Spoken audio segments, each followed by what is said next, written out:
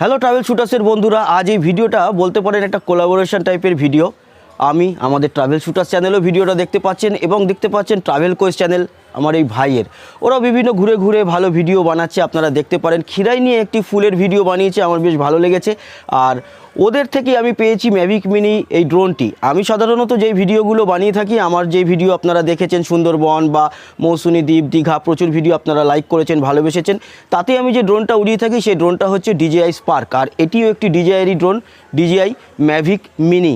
এর কত দাম তা বলবো, তবে সেটা বলার আগে বলে রাখি যে যারা ট্রাভেল ভিডিও বা যে কোনো ভিডিও করতে ভালোবাসেন বা অনেকে নিজের প্রাইভেট ড্রোন হিসাবে একটা রাখতে চান অনেক সময় নিজের কাছে, সেক্ষেত্রে এই ম্যাভিক মিনি ড্রোনটি কিন্তু খুব ভালো। কেন ভালো আমি তার কারণ বলে দিচ্ছি।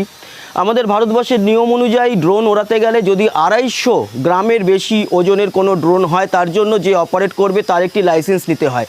কিন্তু এই যে ড্রোনটি DJI কোম্পানি খুব বুদ্ধি করে বার করেছে, এই ড্রোনটি কিন্তু মাত্র 249 গ্রামের, মানে একদম ক্যাটাগরির ঠিক নিচে। তার মানে এই ড্রোনটি ওড়াতে গেলে কোনো রকম কোনো লাইসেন্সের দরকার হয় না।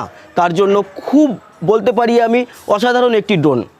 এই ড্রোনটি ওড়াবো। আর বলে রাখি, এই ড্রোনটির নিশ্চয়ই সবাই জিজ্ঞেস করবেন ড্রোনটি কত নিয়েছে, কত দাম। অনেকে বাংলাদেশ থেকেও জিজ্ঞেস করবেন আমি জানি, তবে বাংলাদেশ থেকে আমি দাম বলতে পারবো না, কারণ বাংলাদেশে কত দাম বা বাংলাদেশের কী কী ড্রোনের নিয়ম আছে আমি সেগুলো জানি না। আমি আমার ভারতবর্ষের নিয়ম অনুযায়ী বলতে পারি 249 গ্রামের এই ড্রোনটির দাম নিয়েছে, অনলাইনে আপনি নেবেন কম্বো প্যাক 60,000 টাকার মতো। এটি ঠিক আমার নয়, এটি ট্রাভেল কোয়েস চ্যানেলে, তাই তো 60,000 টাকার মতো দাম নিয়েছে। তো এটা খুবই ভালো ড্রোন। আমরা এটা কি ওড়াবো, বিশেষ করে আমি ওড়াবো, কারণ আমি অনেক রকম ড্রোন ওড়াতে ভালোবাসি, আমার সেটা কাজের মধ্যেও পড়ে। তার জন্য আমি আমার হাতে এটা উড়িয়ে দেখব। একটা জিনিস বলে রাখি, যে যারা একটু হাত পোক্ত হবে তবেই কিন্তু ম্যাভিক মিনি ঠিকঠাকভাবে ওড়াবেন। তার কারণ হচ্ছে এর তলাতে সেন্সার থাকলেও সামনে পিছনে সেন্সার নেই। DJI স্পার্ক কিংবা আমাদের যে বলতে পারি ফ্যান্টম, এই ধরনের ড্রোনগুলোতে সামনে পিছনে সেন্সার আছে, ফলে একটা জায়গায় অবস্ট্রাকশন থাকলে সে আর এগোয় না, পিছোয় না। কিন্তু এই ড্রোন কিন্তু আপনার ধাক্কা মেরে দিতে পারে। তবে যারা একটু পোক্ত তাদের ক্ষেত্রে খুব ঠিকঠাক ড্রোন এবং খুব ভালো কোয়ালিটি। এতে 1080ও আছে এবং 2.7 এর আরেকটি কোয়ালিটি দেওয়া হয়েছে এর মধ্যে। আমি দেখলাম ড্রোনটিকে নিজের মতো করে, এবং এবার চলুন এটিকে ওড়াবো, উড়িয়ে দেখে নেব যে কীরকমের শট, তার কোয়ালিটি এবং কতটা স্মুথ চলে, তার স্পিড কীরকম, সমস্তটাই।